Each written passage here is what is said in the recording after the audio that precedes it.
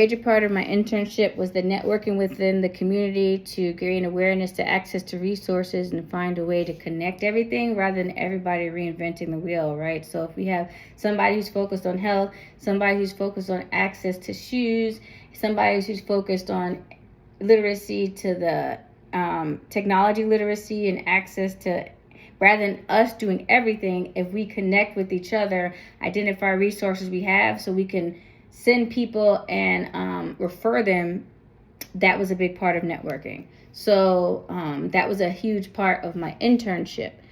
And our goal with the Women's Health Equity was to identify resources that are out there, create something in one spot so that when people have a need for something, we can help them gain access. So it wasn't about we have it, we'll give it to you, but it might have been, oh, you need a job? Okay, let's talk about let's go to Dress to Impress. Oh, you need help figuring out how to use computers?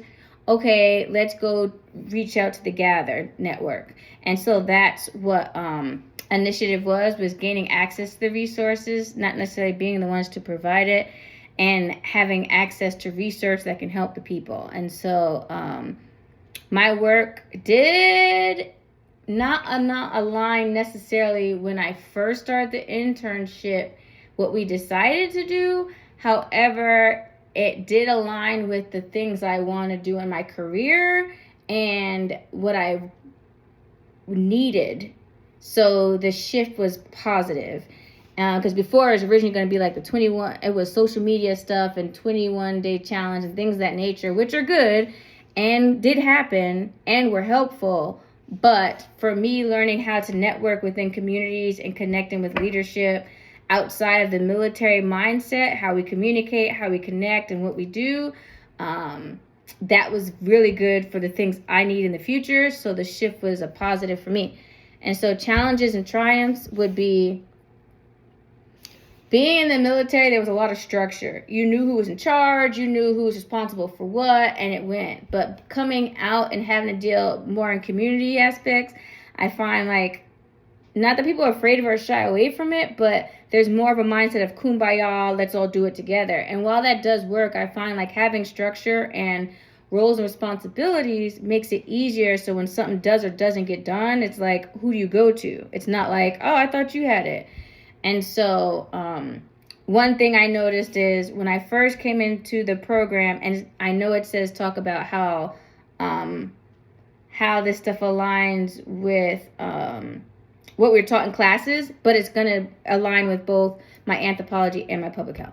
So when I first came to the program, Dr. Freitas had this really great assignment. It was called the Pathfinder. And in the Pathfinder, our job was to identify our values, to identify what we wanted to do, to talk to people who were doing what we wanted, to figure out if we were to collaborate with people, what do we need to be aligned for it to be a good fit.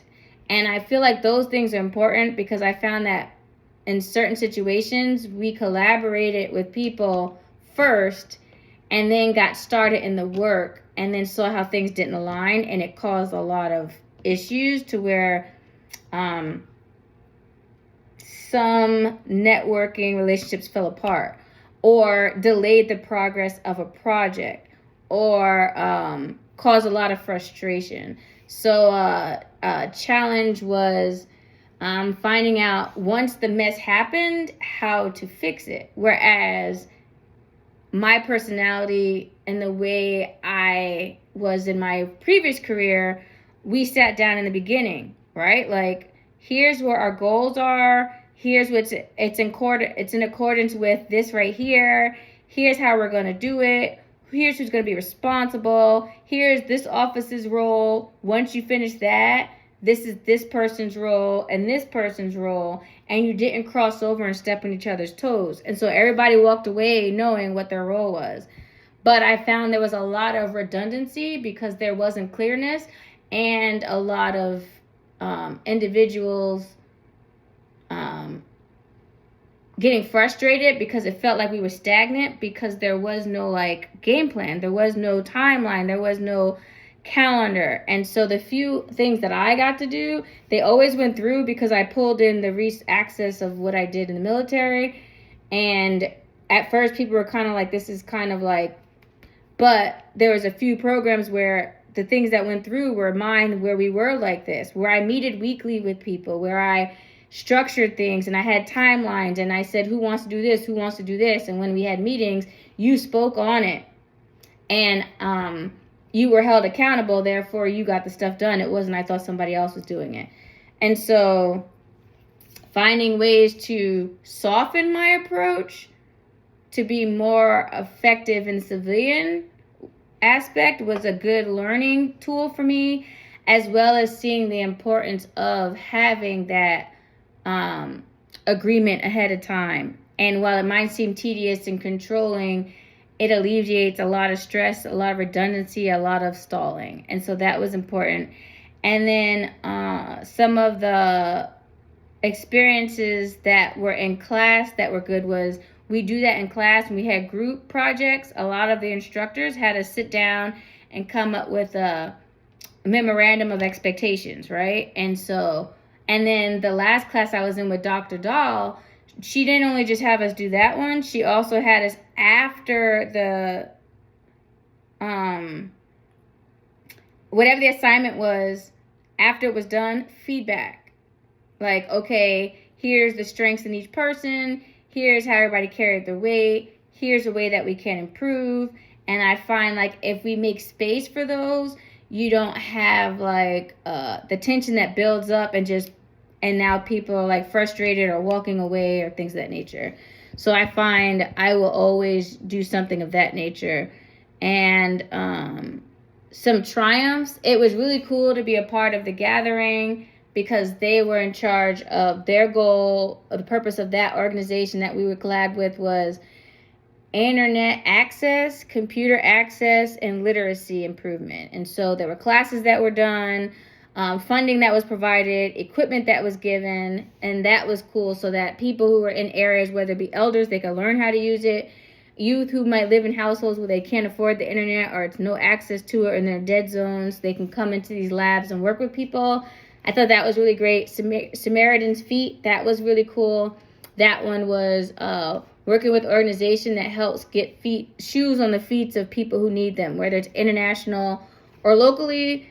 For example, we always know like we go to like Africa is what they like to show pictures of. But when we had Helene happen, so my partner and I lost the entire house.